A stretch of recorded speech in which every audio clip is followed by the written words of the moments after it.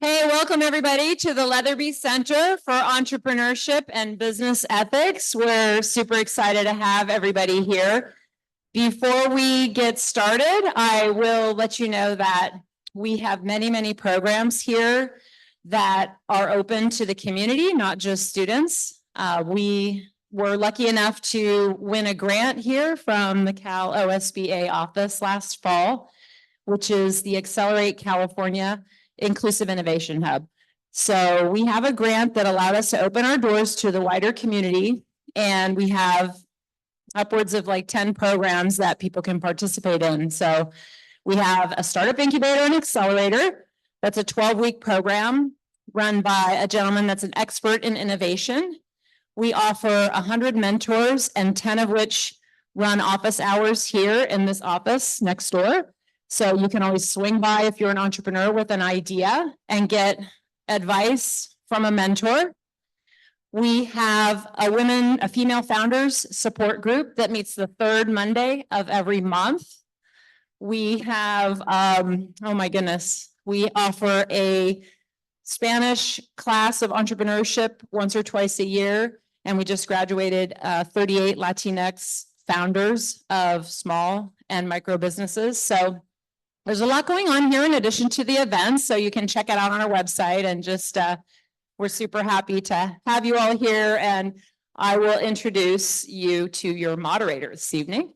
And your moderator is Chad Eichen. I know he is a Chapman alum from 06 with a BS in athletics and sports medicine. He actually played 4 years of basketball here at Chapman. And we had sort of a chance meeting, and I said, hey, you know, I need a moderator for my panel, and you'd be perfect.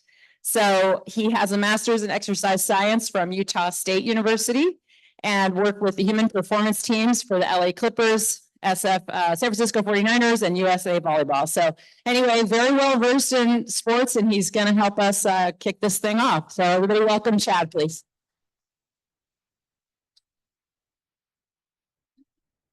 Yeah. Welcome, everybody. Thanks for all coming.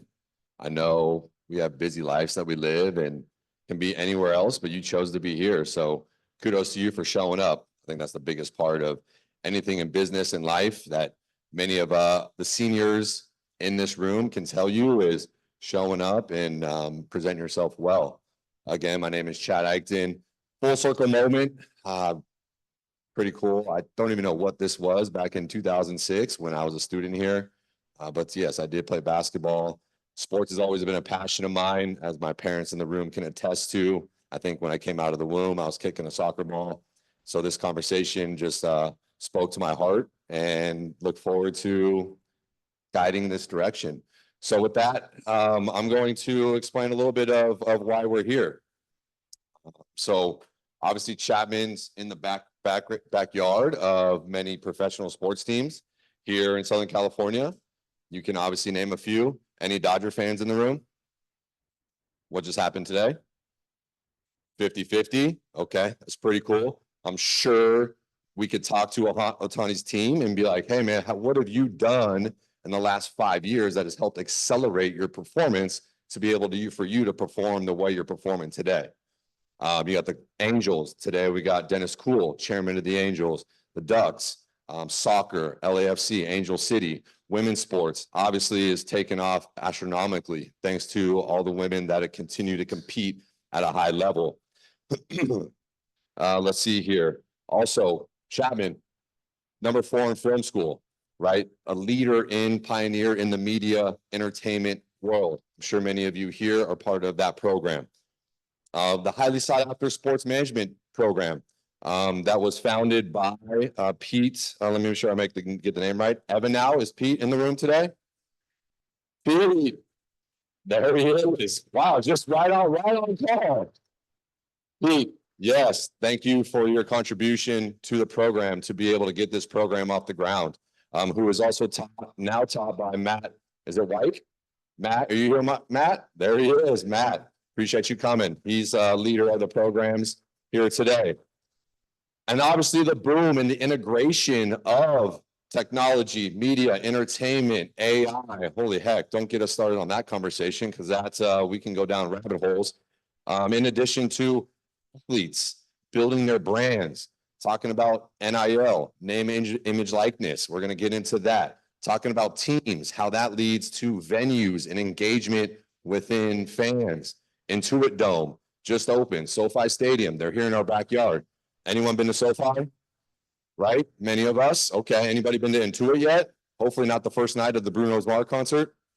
That was a catastrophe. Awesome to see. And then, of course, we got our amazing panelists that we're going to bring up on stage. And last note that I'll share before we do so is the power of community. It's really cool. 18 years now graduated, how I've stayed involved within Chapman, primarily within the athletics program. Most recently got involved in the career development. Jesse's over here, part of the career development team. She introduced me what's called the Panther Network. Any current students, if you've heard of it, I would encourage you guys to consider it. It's a mentor-mentee program that has really helped to teach and guide and educate students on their next chapter, which we're also going to touch on today. Lastly, I'll share I'm part of a sport media tech organization community at the intersection where we are for founders, operators, advisors, and investors in sports. So without further ado, let's go ahead and bring up our panelists here today. First, Sarah Luna, another Chapman grad. She got her MBA here at Chapman. She started her education at UCI. She started her career in dance, was with a dance company or two. She then became a Pilates instructor, started teaching her own Pilates, had her business. She then started designing programs with Equinox. I'm sure many of you have heard of Equinox or are members of. She then bought, operated, and sold Jazzercise franchises. She then went to Club Pilates, started studios and grew them to over about 400 locations, which is a huge number. Became president of Pure Barre and is now today president of Exponential Fitness, which is one of the world's largest boutique fitness franchisors in the world, based here in Irvine. Sarah Luna.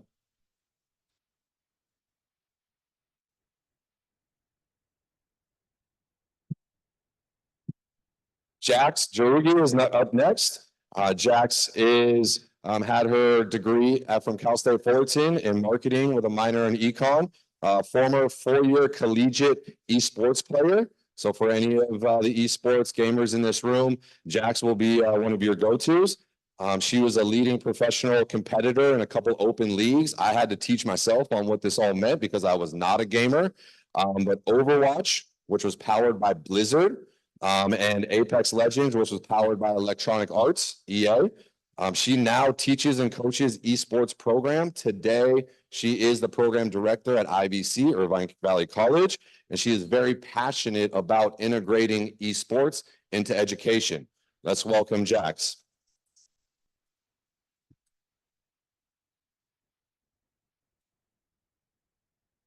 Next up, we got Tim Morton. We're going to piggyback on the esports train.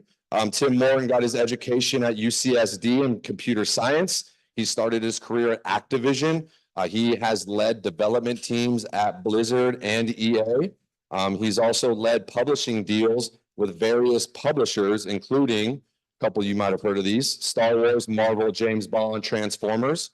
In addition to being a program director of StarCraft 2, another big-time gaming unit, and is now the CEO of Frost Giant Studios, working on new real-time strategy game called Stormgate. Please welcome Tim.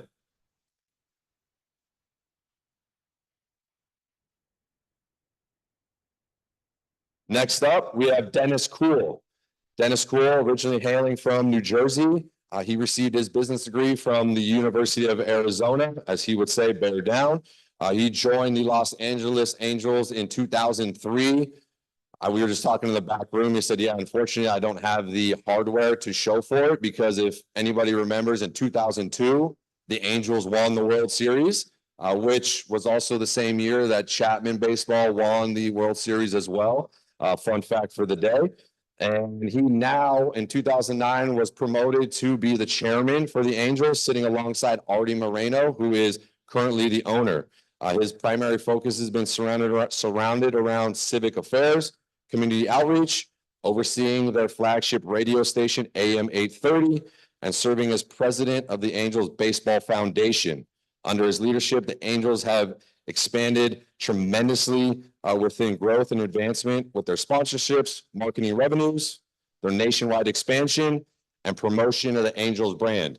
Curious how the transition from Anaheim to LA did for you, Dennis.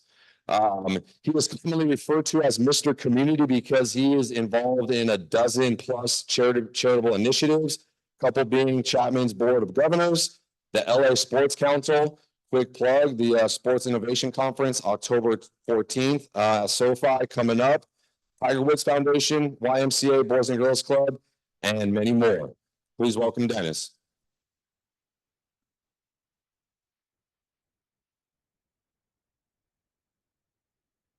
Next up, we have Lee Steinberg.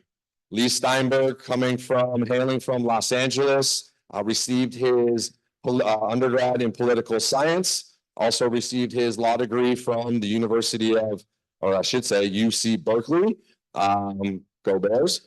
And fun fact, he actually, while he was a student there, Lee, we found out that you were classmates or some sort of roommates of, not roommates, Steve Wozniak, co-founder of Apple, which pretty cool. Lee is an iconic sports agent, entrepreneur, author, philanthropist, and chairman today of Lee Steinberg Sports and Entertainment Holdings. During his illustrious career, Lee has represented over 300 professional athletes, representing NFL's #1 draft pick a record 8 times, including 61 first rounders, successfully negotiating over $4 billion in contracts, including some of the OGs, Troy Aikman, Steve Young, and most recently, Patrick Mahomes, who had until Dak Prescott 2 weeks ago, was the NFL richest contract. Who has not seen the movie Jerry Maguire in this room? Everybody's seen the movie? Awesome. Well, Lee was one of the inspirations behind that movie, Show Me the Money, as that has famously been coined. I think what's really cool about Lee is $1 billion and more. They have helped to contribute to charities around the world. And I did pick up that it was noted that he will not consider taking on a client if they're not willing to contribute. Lee, that is awesome. Please welcome Lee Steinberg.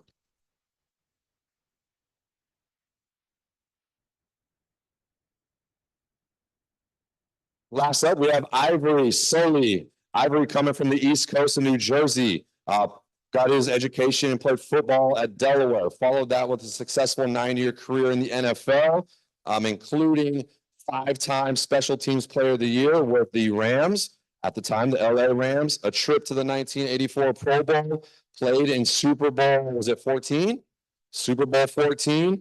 Then he had transitioned successfully post-career into fashion as an entrepreneur and an owner, leveraging his talents in team building, mentoring, leadership, global brand expansion, and corporate development. Please welcome Soley.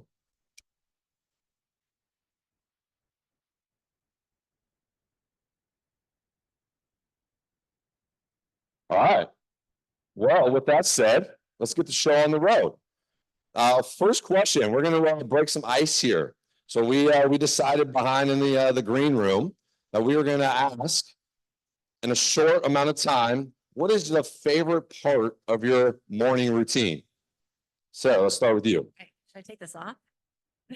Or maybe not. All right, my favorite part is actually getting my 1.5-year-old out of her crib every single morning because I am her favorite thing at that time. And she says, down and eat. We're like, all right, I can do that. I have a little baby of my own, but he doesn't have arms or legs. I'm a happy snake parent. And so he'll ask to be taken out in the morning and join me for coffee. I can't top that. I compulsively play the New York Times spelling bee. If anybody else out there is a spelling bee player, okay, one person. My favorite part is driving up to the stadium and get to say, I work there. Yeah. I go out and get my steps on Fitbit every morning, so 10 to 15,000 if I'm rolling. Well, seeing as though I was an athlete, I'm just happy to wake up every day. At my advanced age.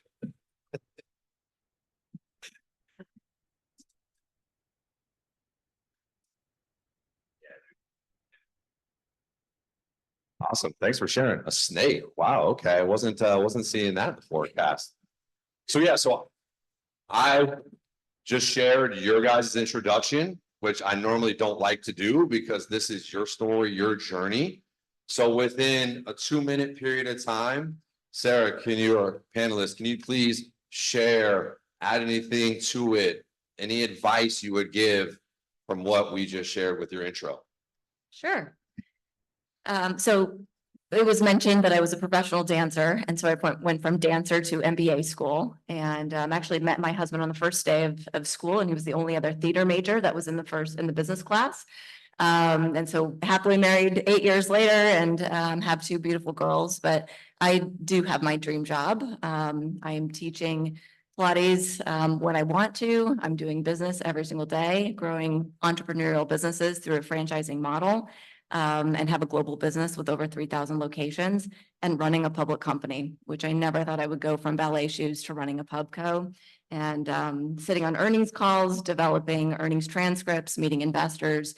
And both of my daughters I've snuck into the New York Stock Exchange under the guise of that they needed nappy changes. So, so it's been a wild ride. I'm the youngest female on our executive team, and actually the only female. So it's sometimes a very tough road, but I do the best that I can each and every day. So thank you for having me. And just to give a quick context of exponential fitness, if anybody is visiting a stretch lab, a Pure Bar, a Cycle Bar, or Pilates, Rumble, Yoga 6, you are supporting exponential fitness. Those, what do you guys have? 8 brands? 8 brands. 8 brands fold into exponential fitness. Jax?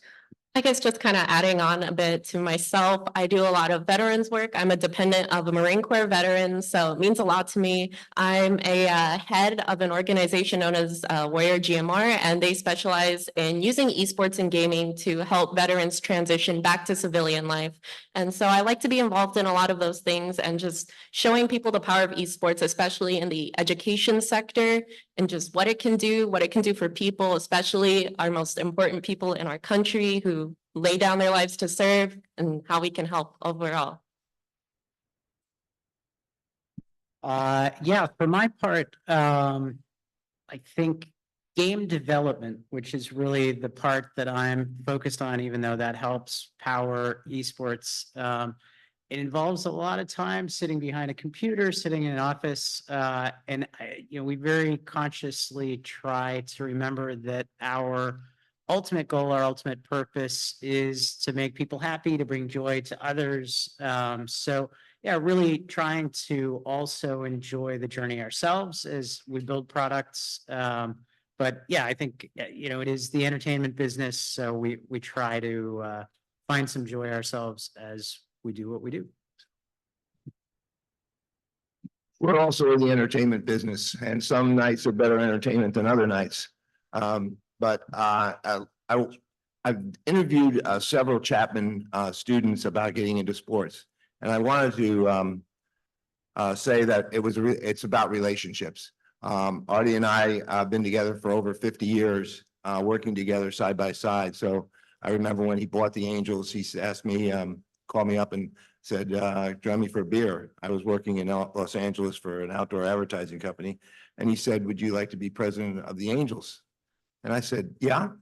And he said, well, you didn't even ask how much I'm going to pay you. I said, you're going to pay me too? This is even getting better.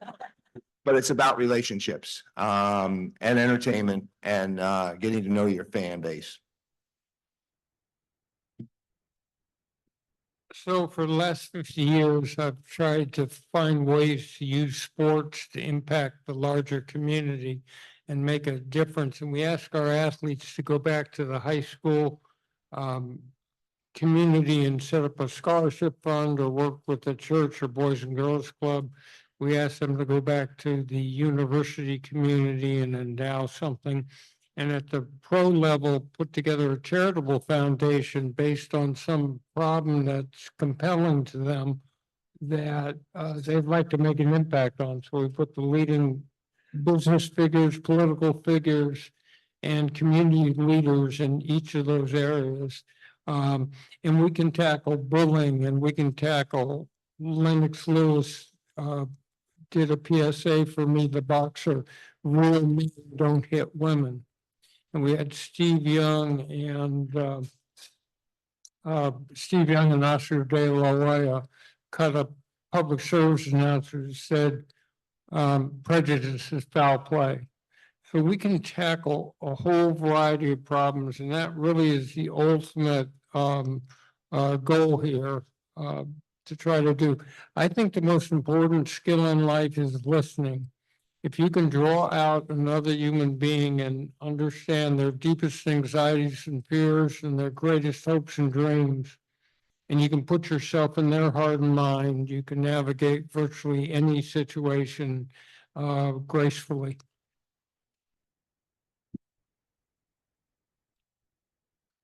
After I wake up, I would have to say that one of the things that I find is the most important thing in life is to help somebody. If you're going to do it all for yourself, what is it in it for you at the end of the day?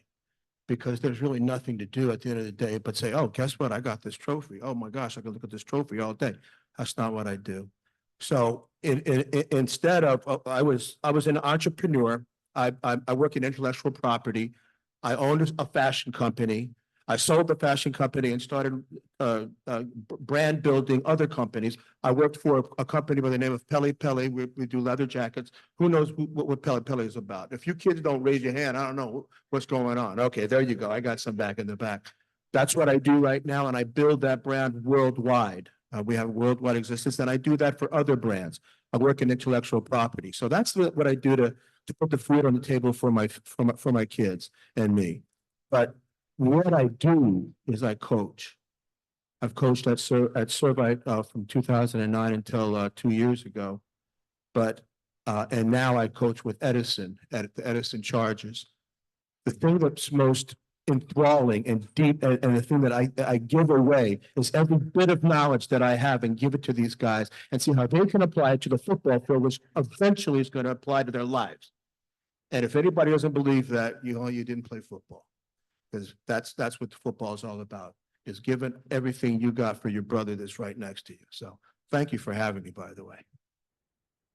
Awesome. Thanks, Ivory. I'm about to ready to give you a pair of shoulder pads right now. This guy's ready to do the Oklahoma drill. I like it. All right, let's keep this thing rolling. Jess, coming to you to start this one off. What is one or two top technology trends that are impacting the esports quote unquote industry? And what do you foresee as the ripple effect in the next 3 to 5 years? So aside from the obvious, which is going to be AI, because that's impacting pretty much every industry right now, I'm going to see a lot of improvements in 5G networks and just networking methods as a whole. I do attend a lot of conferences where they talk about like, how can we improve, how we're using the cloud? How can we improve these different technologies? 5G is going to be really important, especially to gamers, because latency is imperative to what we do. If you've got one person playing on 500 ping versus somebody playing on 12, there's going to be a noticeable difference when they shoot the wall and it registers as a head. Somebody's going to get mad at that, right? So that's definitely going to be something that impacts our industry a lot, especially with mobile gaming, because we do see, while it is kind of clunky compared to things like PC gaming or console gaming on Xboxes, PlayStations, it is going to see a rise when we have networking issues solved, especially with Wi-Fi, and then coming back once again to latency. You're going to see a lot more issues on phones just because of the inherent networks they're on and how they interface with the internet and different signals. It's going to cause a lot of change when we have even playing fields, essentially. Lee, what do you got to think about that as far as the technology that you're seeing with some of your players and how they're staying ahead of the game? We're having a revolution in biomed. And these medical discoveries are changing forever how an athlete can recover more quickly from injury, and we're able to hype up productivity in critical moments. So this is stem cells and hyperbaric oxygen, a process called Bimini, um, all sorts of things. We're also breaking through. I had a crisis of conscience years ago on the issue of head injuries and concussion. And so I couldn't rationalize sending clients down the road to dementia. And what we found is 3 or more concussions cause an exponentially higher rate of Alzheimer's and Parkinson's, chronic traumatic encephalopathy. So there are now new techniques, one's called RTMS, which is magnets against the brain, that through the theory of neuroplasticity can rewire a brain. So for the first time, we have hope there. We're also seeing the ability to stimulate energy to recovery is a critical key, because if you have a cap system and you have a starter on your team, like in basketball or football, and he gets injured, his backup is someone appreciably worse in terms of talent. So every game that player's out would be a longer game. But technology, we did a project where you put on a helmet and now you're Patrick Mahomes in Arrowhead Stadium. And based on what you do with the football in your hand, you can either get sacked or you can throw a touchdown pass. And we're looking at virtual reality, augmented reality, a whole variety. The key in entrepreneurship is, can you find something in the business world that's a solution that other people haven't come up with, that's a area that other people are not in, and can you innovate? Speaking of innovation, and you talk about biometrics, actually, Lou, I got one more question. Patrick Mahomes, right? Talk of the town. This guy trains in different capacities. I see him walking and crawling backwards. And what do you know that you're able to share that maybe current student athletes today, or for us fitness goers, what we might be able to take away from what he's doing and implement in our day to day? Well, you start with nutrition. The nutrition's now a science, and they can, through what you eat and drink, completely transform your body. And then we've got modern training techniques that you can watch them on video, but are absolutely state of the art, cutting edge in terms of preparing players for play and the rest of it. This area is happening so fast that for the rest of us, you'll be able to extend your life. There's hyperbaric oxygen. There's an Israeli study that says if you do it 40 times, you extend the telomeres in your body by 20%. That can equate to 10 to 12 more years of life. You do it 60 times, 25%. So we've got some amazing things going on. A child born today will probably live to 120, 130, and there's really no end limit. Sarah, what do you have to share to round out this question? I think it's interesting. We have a brand called Lindora, and Lindora is a weight loss concept that has vitamin supplements and IVs, things like that, where they take your blood panel, and the blood panel can actually then be sent to your phone so that you can see what your panel ultimately looks like in real time. And then you're working with a nurse practitioner and a doctor to ultimately alter your health and see the effects of weight loss over time. So we're seeing that in today, that's a very relevant, and there's huge consumer interest, particularly with GLP-1s and Ozempics and everything else becoming much more relevant and accessible. To then longevity, either injectables or consumables and vitamins and topicals, where people can actually see their DNA and how they consume something as simple as like a folic acid, which is prescribed to a lot of females when they're pregnant. And a lot of the postpartum depression is actually tied to being put on folic acid and then being immediately taken off. So, there's actually a direct correlation to kind of being crazy after that happens, that we can actually get down to the molecular level, start to understand what's happening with each individual body and prescribe vitamins and supplements that are unique to your individual body. So in addition to having a weight loss and a health and wellness and then a fitness component, it's then looking at how is your body actually molecularly developed and built, and what do we need to do to ensure your personal longevity over time. Neuroplasticity and folic acid, add that to your to know list of vocabulary. Tim, we're coming to you with this next question. With these tech innovation trends, what challenges do you foresee we're going to face and have to, quite frankly, overcome in this next period of time?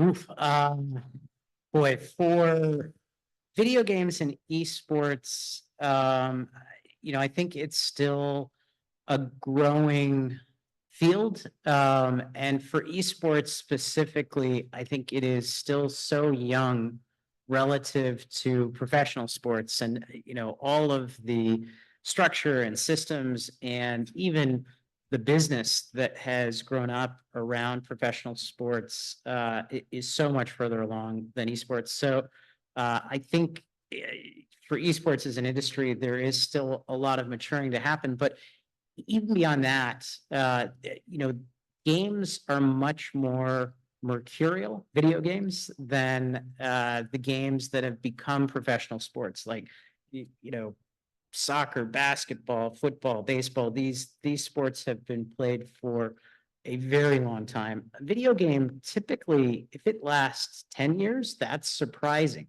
So I think longevity, I think maturity of the industry, those sound like very basic things, but it's still early days for esports, at least. So, Dennis, I see your world spinning. What are you foreseeing tech innovations and challenges we're gonna have to face being a leader of the Angels? Well, it's interesting what you said about the game playing. If I go down in the locker room, every player is there playing video games. They are sitting in their locker instead of getting ready for the game.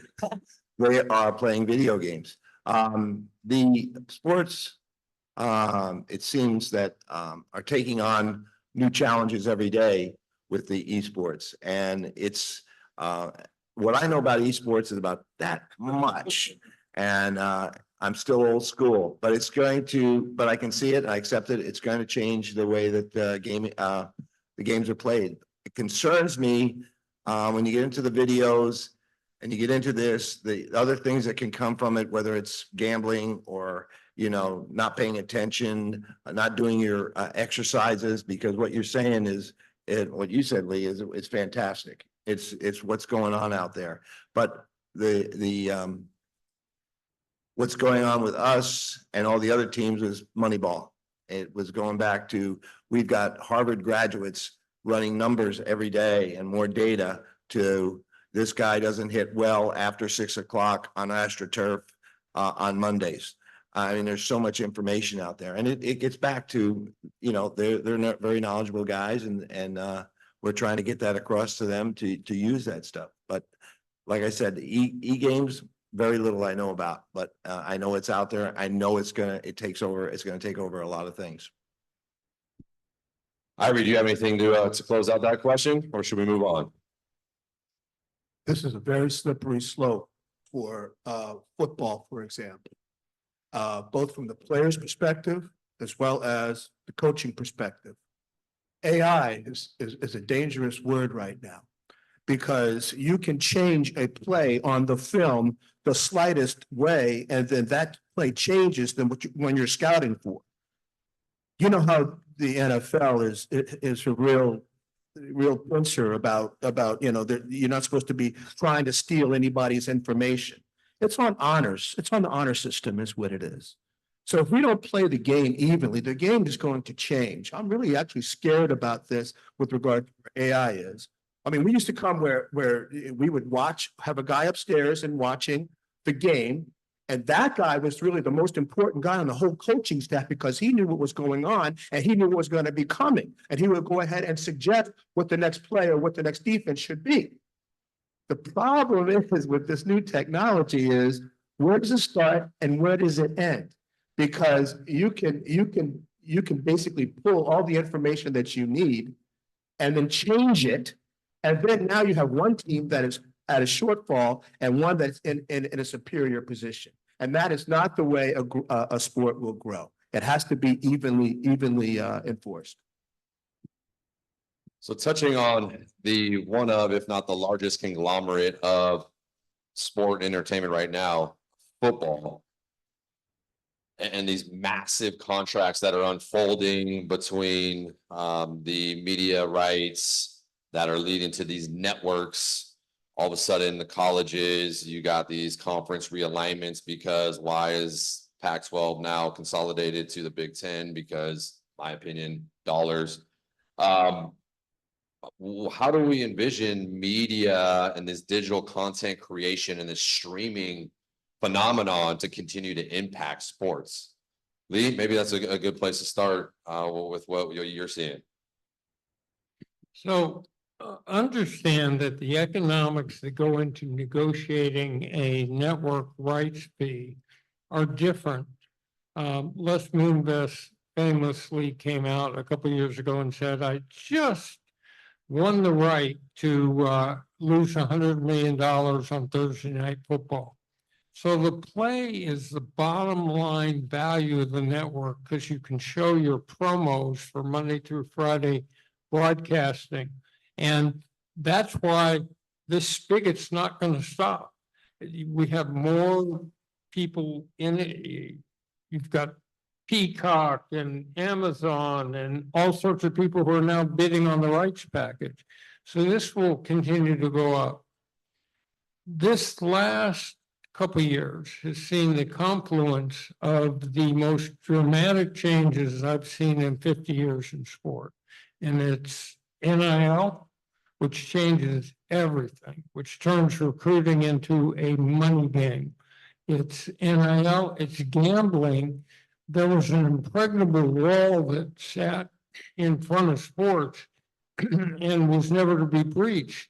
Well, I'm holding my Super Bowl party this last year, and I had to pinch myself. We're in Las Vegas, Nevada, and guess who else is? Hockey team and the Raiders. How did this ever happen? The threat is that in gambling, is that sports relies on your feeling that you're watching a real contest, that both sides are trying as hard as they can and all the rest of it. All you have to do is introduce for a marginal player financial problems that he can solve with the gambler, and he can start to shade performance, or in the case of Jonte Porter, tell a gambler he was coming out of the game early. So that just altered the prop bet proposition. So these changes are, I mean, I went to Cal. We are now in the Atlantic Athletic Conference. Now, it seems to me when you walk across the campus, you're looking at the Pacific Ocean, but the ACC is on the Atlantic Ocean. All the fundamental rivalries and regionality and all this being totally upset. The amateurism that was only partially real for years and years has been destroyed. And you now have recruiting for major campuses based on who can offer the most money to a player coming out of high school going to college. Stunning change. And you know, what happens eventually with that if you have all your big alums in a collective that's funding your football or basketball program? What happens to women's sports? What happens to more minor sports? And I think we're heading towards a situation where there won't be an NCAA for the top 4 conferences. They'll just do their own TV contracts and do their own rules. So that's changing too.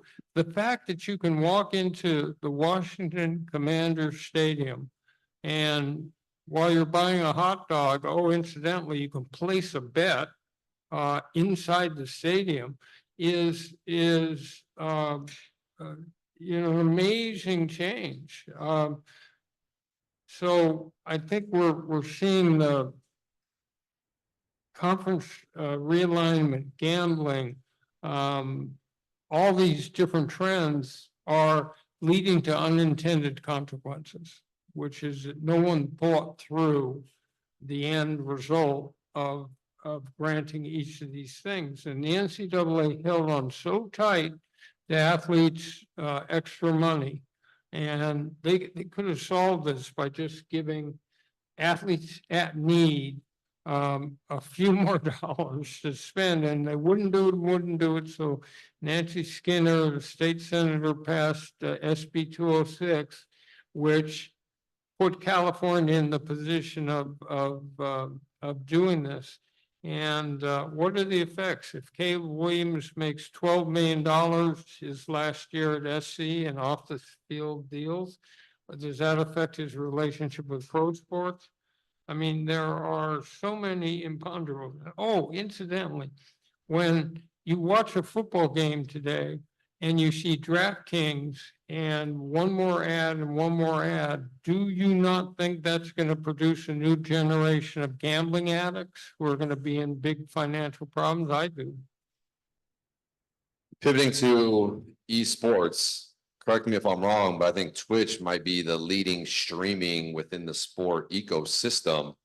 And these gamers are making hands over fist in the millions.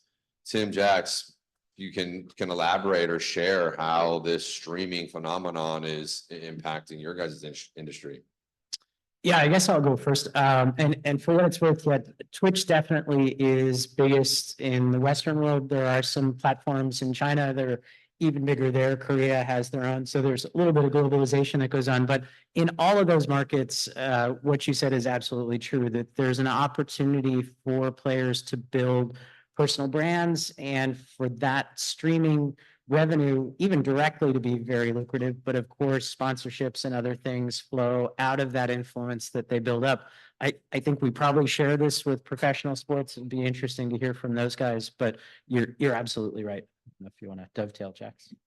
Yeah, so streaming and broadcasting is pivotal to what we do here on esports. I mean, before we had our big games held in stadiums and everything, it was, of course, online, Twitch and YouTube. Everybody who plays esports probably has their own personal brand that they're trying to market. It's one thing that we do teach when we are in our classroom back at IVC. We tell them like, hey, you need to learn how to market yourself. You need to learn business skills, because at the end of the day, that's what it's going to come down to. And people recognize this. Companies will actually give sponsorships to these students, and not in the form of, hey, we're going to pick you up on our professional team, come play with Evil Geniuses, come join the FaZe Clan if you want. They'll give them money for their stream because they realize that's our method of recruitment. We don't exactly have a pipeline like traditional sports do. We are working on it, but we're still brand new. In the grand scheme of things, we are brand new. We're establishing ourselves in high schools. We're pretty well established in colleges these days, but it's still a work in progress. So we don't really have a direct recruitment tool that says, hey, I have this great player, you should consider picking him up. And just like traditional sports, it does come down to networking. I'll get a lot of students who ask me like, hey, do you know anybody at Riot? Do you know anyone at Blizzard? Because of course we're their neighbors, and they know that that's their in, because we don't have that sort of direct connection or pipeline like traditional sports do.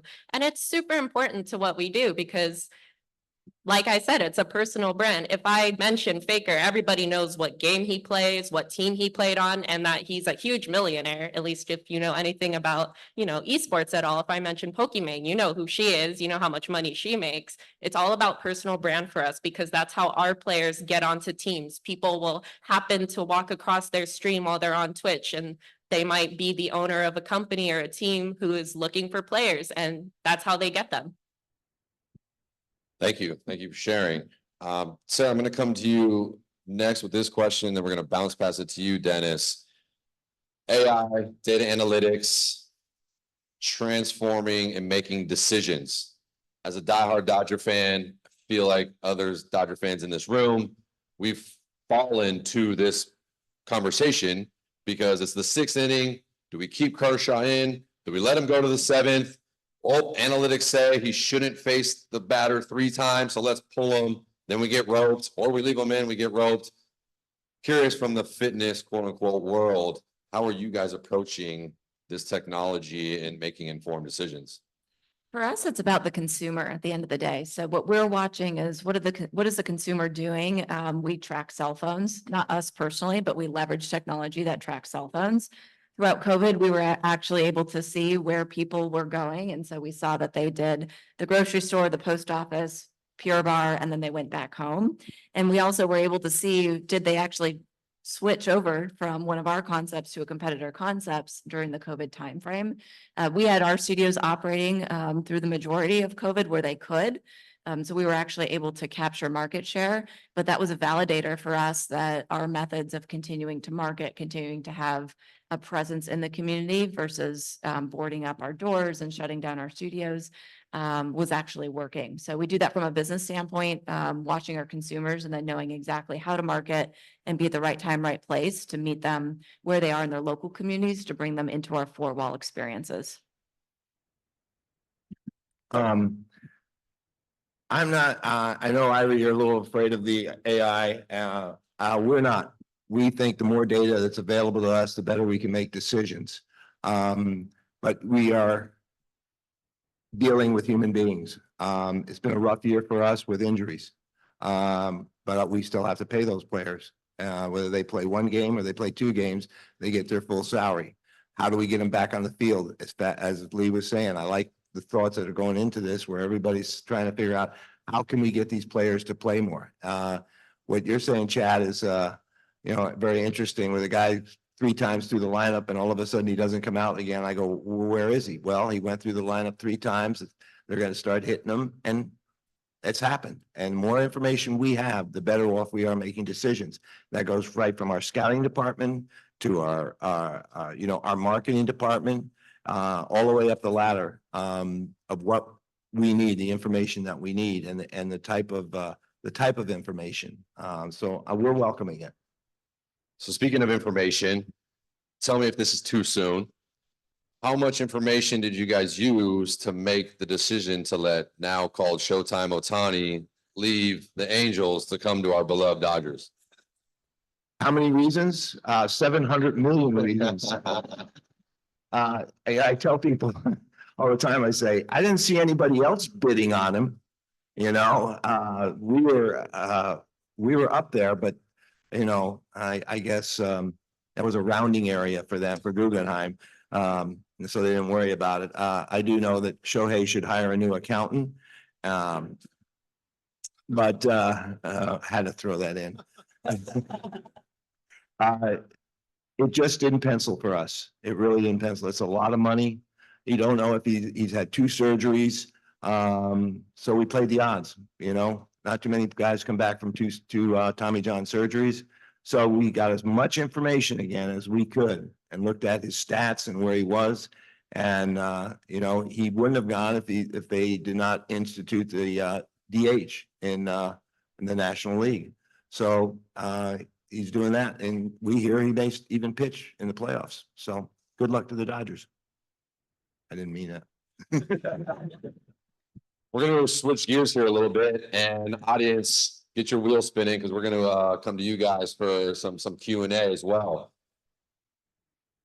Ivy, I want to come to you with this, talking about fashion and parlaying personal brands. Football, sport, how are you seeing this transformative era to where a lot of it was based around team? And now, because of the NIL conversation, now a lot of it is driven by a personal brand led by fashion. You got some of these guys and girls wearing clothes, and I'm like, who let you out of the house? But it's clearly working for them. So you're in fashion, you build personal brands. What can you speak to that? I appreciate your comments, and I'm glad you understand what I was kind of saying. And I do understand where you're utilizing AI to your benefit. AI is just such a deep subject because there's so many turns that can come in. And in the fashion business, things can change in a season. I mean, and you bought just this great wardrobe and everything, and you can't wear anything after 2 years, right? You know, then you got to go back to the store. I guess that's the way they mean it to be, of course. You know, because they want you to keep, they want to keep retailing, but you know, I think, I think that on an entrepreneurial level, me being the one that's trying to build a brand, the most important thing would be how we present the brand to the public. So what is it you're selling?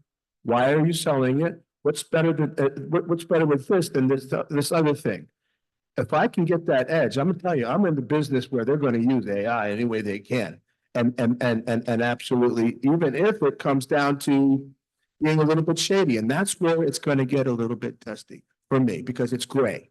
It really is a gray area, and I've seen companies lose millions of dollars based on, you know, those noticing those things.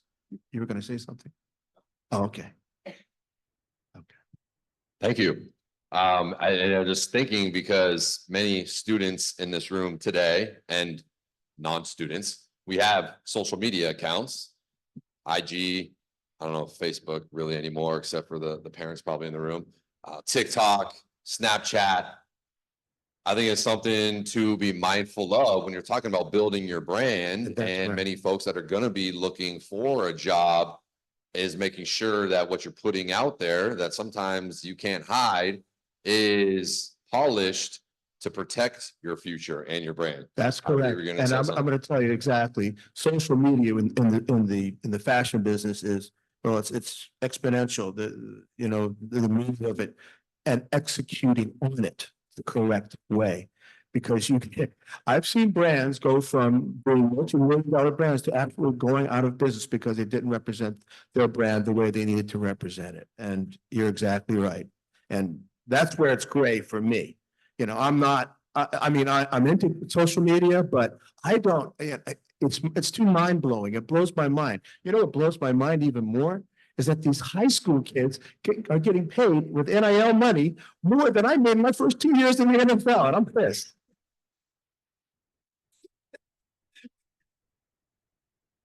Let's talk about being paid. Let's talk about what's been now carved out as a new asset class: attention, fan engagement, gamification.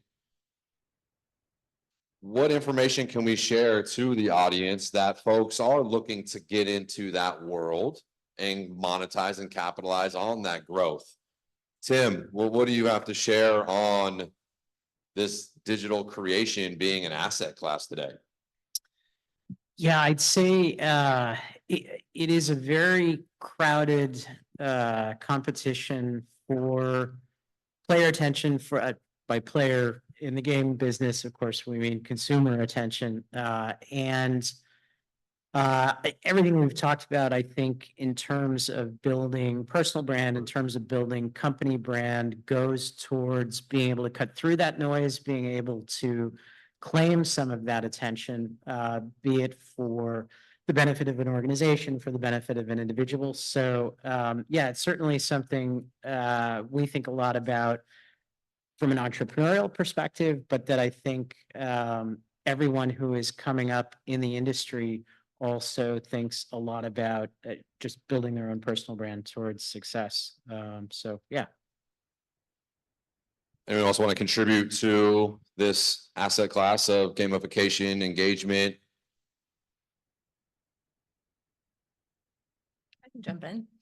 We're finding gamification opportunities for some modalities like Pilates and yoga that have been around for hundreds of years ultimately, and looking at ways that we can help the consumer have a gamification experience in places where they would maybe not expect it, but is starting to become an expectation because that's how the rest of their life is. I mean, I just got a water bottle last week that comes with an app and it lights up and it cleanses my water. And now I know exactly how much water I'm drinking every day. It's crazy, right? So you can gamify anything, but in the health and wellness space, we've been looking at data like heart rate and weight loss and height and circumference, but now you can actually gamify different parts of your workout, your wellness to a completely different level. So you have the knowledge of how to better take care of yourself and what you're putting into your body and what it's doing to your body ultimately.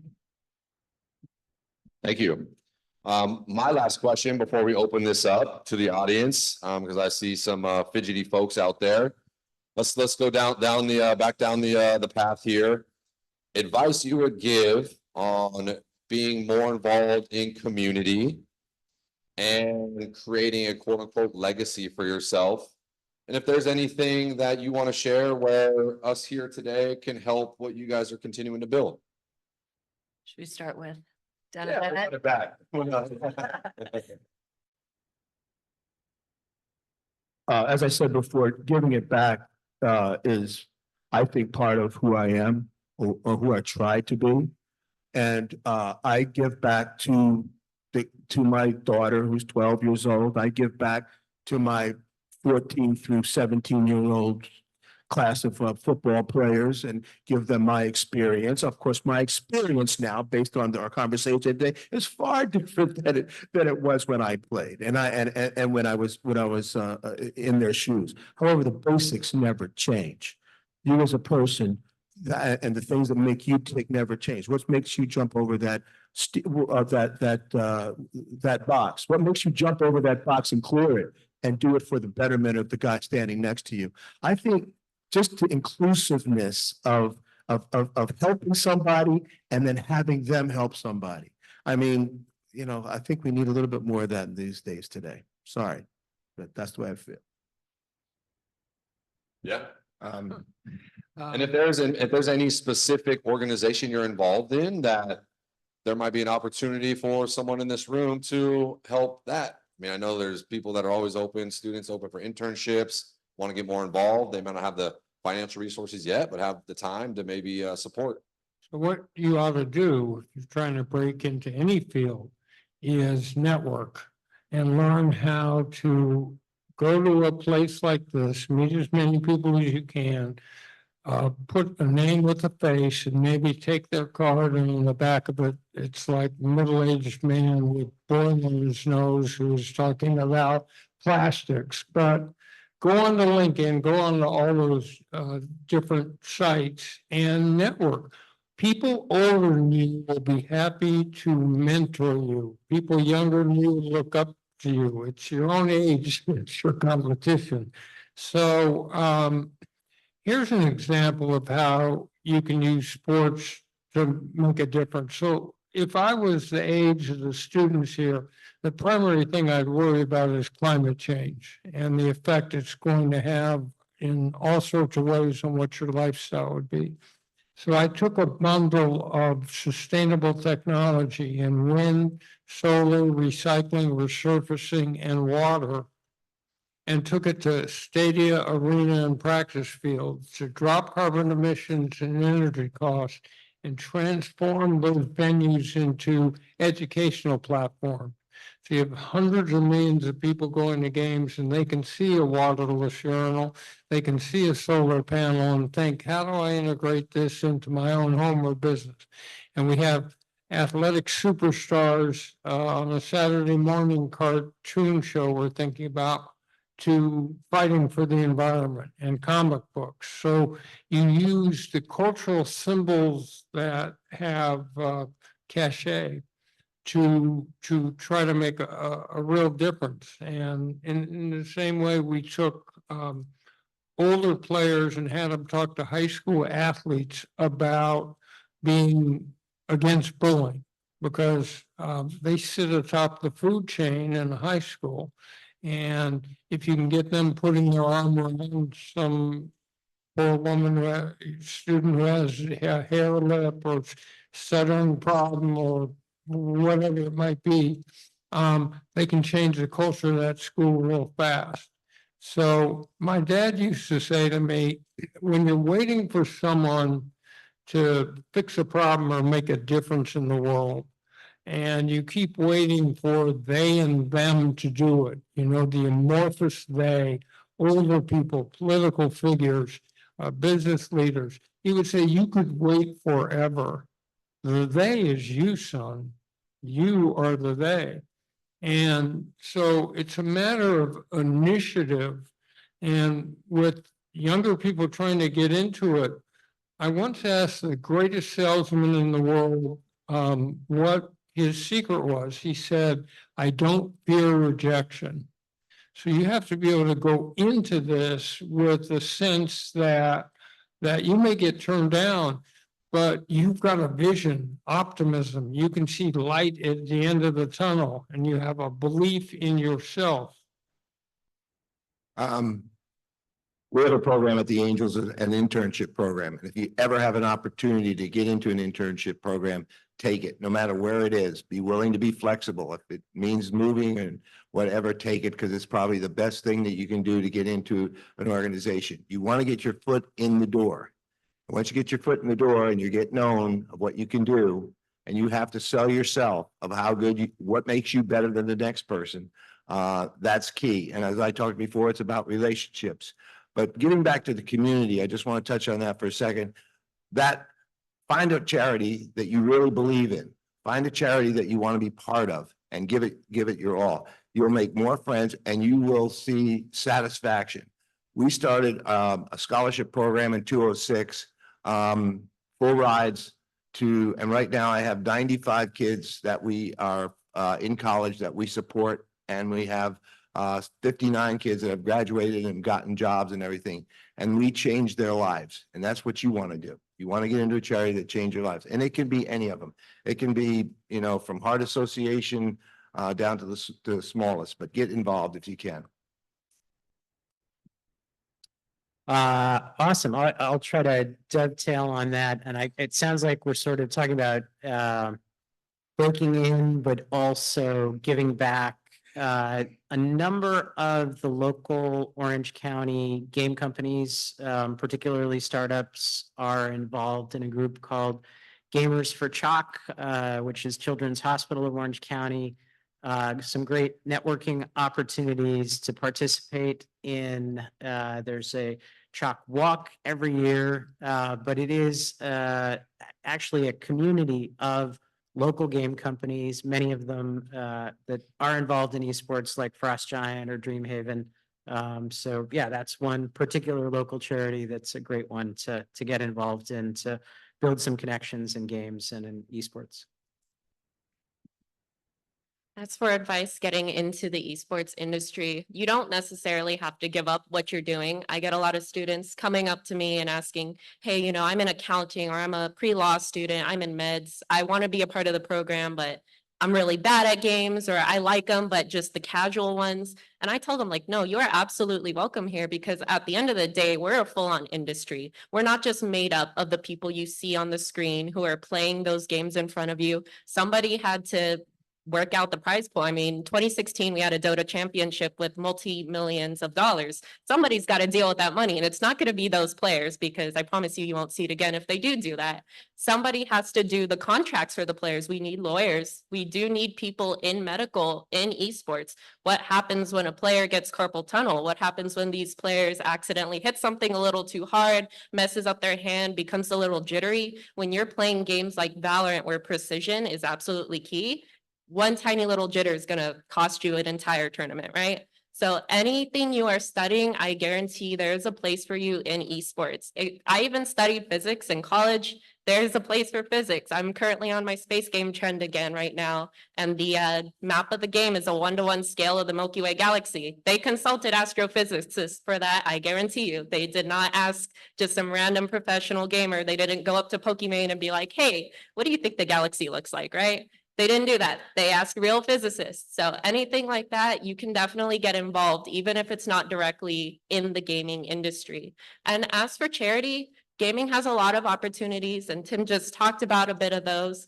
A really popular one is like 24-hour streams. I've been a part of those myself, playing like Lethal Company at 3 o'clock in the morning to donate $100 to a certain charity, right? You can always do them. They're a lot of fun. They're easy to do. You could do them from your house, or you can go to a school of somebody who's hosting it. You can even put together your own one and just get a bunch of buddies, say like, you know, every hour we're here, we're going to donate this, or just invite people to come out and help out. There's a lot of opportunity to donate and give back to the community.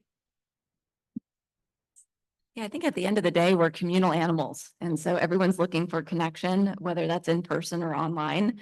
And it's reaching out and making that first connection, whether that's with the gardener or that's with your colleague or coworkers, within your workplace or your classroom, or being proactive and going out and finding, networking opportunities. So it's really just about making every interaction count and being present no matter where you are, within your journey.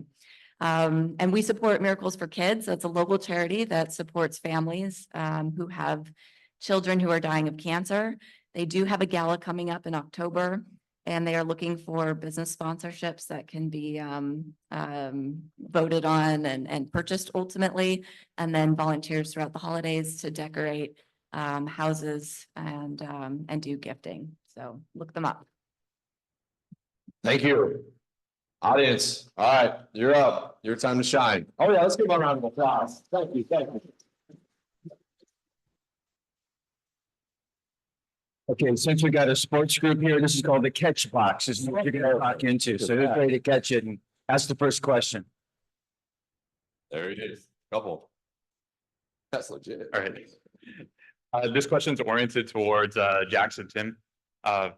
It's around the issue of open data access in esports currently, and actually this could be contributed to probably every sport as of today. As Dennis said, the more data you have, the better decisions you can make. And I thought that was going to be the case when back in 2022, Amazon Web Services partnered with Riot Games to do Project Striker, which allowed huge broadcast media access and real-time data transfer between the game directly and the broadcasts that we actually see. And it only ended up being just power rankings where it showed, oh, this person's doing better than the other person. It's like, well, I can look that up on Google as soon as I can. And, I even got to the point where I was scraping that data in real time off the live stream directly, just because it was seen nowhere else. And it really does empower the actual person that wants to make those better decisions. So from both the side of the company and from the side of the consumer, what do you think would change in order to make that dream of real-time data access possible? I'll jump in first. I think there are a couple of hurdles, and it ties into something that these guys were talking about earlier, which is there is a whole lot of money that changes hands from gambling, and data is used for gambling purposes, even in a real-time sense for games, and therefore that data has value, and it has value to publishers, including Riot, who has a deal with a data broker that monetizes that data on behalf of Riot. And it's tough because unlike professional sports, esports right now really doesn't generate profit for game companies. One exception with Valve, but really everybody else doesn't make money on it. And so these other revenue streams that help power esports, because they do generate viewership and fan engagement, they have genuine value, but figuring out how to make that economy work, data is one of the pieces of that puzzle. And so I think it's a disincentive for the big publishers to make that real-time data available in an open sense. The second one that I'll go to super quickly and pass it off to Jax is there is another monetization stream that comes from player learning. And if anybody's seen chess.com, I don't know if there are any chess fans out there, but they've built a great business out of teaching people how to get from good to great at chess. And that same opportunity exists in games. And so that's another way for publishers to monetize that data, and another disincentive for that data to just be free and open for everyone to use. So it doesn't mean that it can't happen. I think on a small scale, it can, and is. I think there are community sites out there that facilitate it, but it's that conflict between open access and business that presents the hurdle. What you want to add? Yeah, so data and analytics are obviously very important, especially in esports and games. And I think they're very methodical in what they allow people who are just watching to see. Obviously, like the basic analytic data that every gamer knows is KDA, right? That's something you'll see in almost every game. It gives you a general idea of how someone's doing, if they have a better kill ratio or a higher death ratio. But at the same time, if we do have these more in-depth analytics, I guarantee you the coaches are using them. The problem becomes when we start streaming them, when we start making them public, there becomes the issue of, like, if I was in an arena and the two teams were in the same room, what's stopping me from just turning around and saying like, oh, his player's, holding this corner and just passing that on to my buddy there. That kind of has the similar issue with data. If we're publishing those, there's not much stopping them from, just popping over to another stream and saying like, oh, they're doing, these plays, they've got this data going for them for each individual player. There is, of course, generally like a 3-minute delay required, but for some games that are a bit slower, in some instances, like League of Legends, for example, that could still make a pretty big difference in terms of another team's decision making if they have that data accessible, like in the spot on the dot. Thank you. Very interesting. Thank you. Let's go, yeah, right behind you. And let's try to be rapid fire. 30 seconds question, 30 seconds, 60-second response, so we can try to get as many people in here in the last 10 minutes of our time. My question is, how does sports like fantasy Can you bring it sport? closer? So yeah, there we go. Yeah, my question is, how does fantasy sport like fan duel or DraftKings influence the real sport? Will people be more interested in fantasy sport versus real sport? Because there is more money in fantasy, maybe. So the question is about fantasy, and sorry, what was the last part? How does it influences the real professional sport? So fantasy to professional? Yeah, Like how does it impact the players? I mean, where do we see the trend going?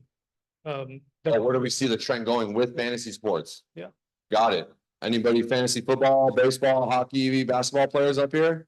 Where do we see the fantasy sport landscape going? Well, 40 million people play fantasy football every week.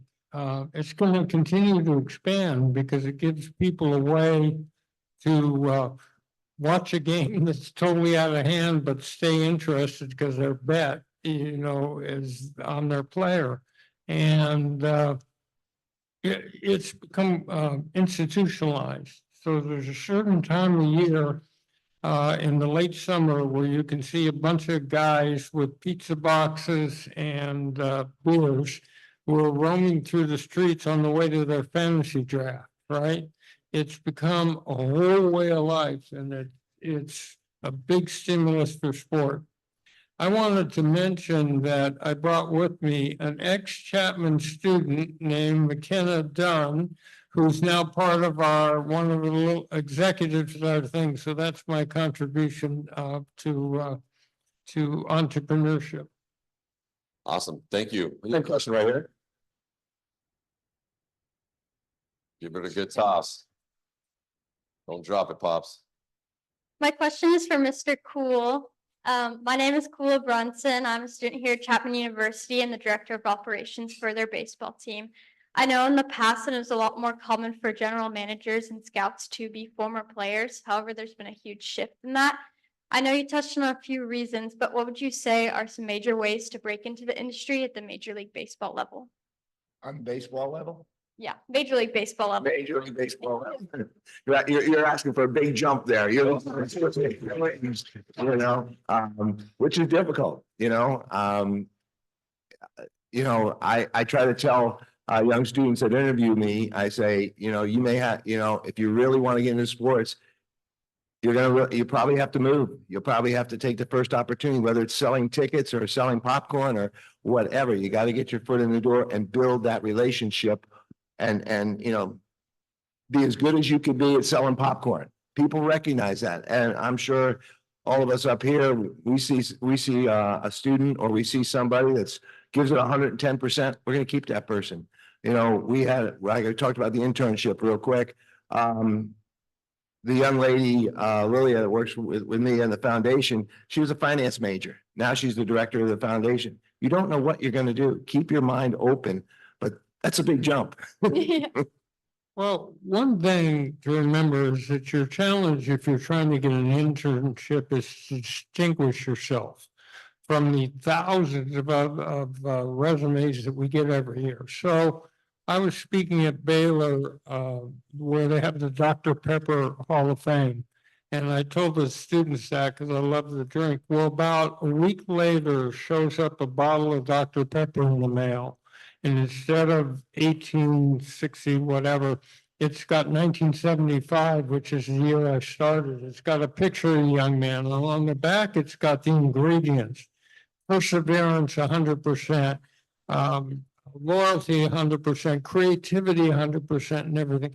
We hired him because it stood out, and he showed the ability to use visual presentation and visual art and to get into our heads. Another time I got an issue of Sports Illustrated in the mail, only had a picture of a young guy and me standing together, and every article was how in their font, in their type, in their pictures was how he had elevated recruiting and client maintenance and contract negotiations.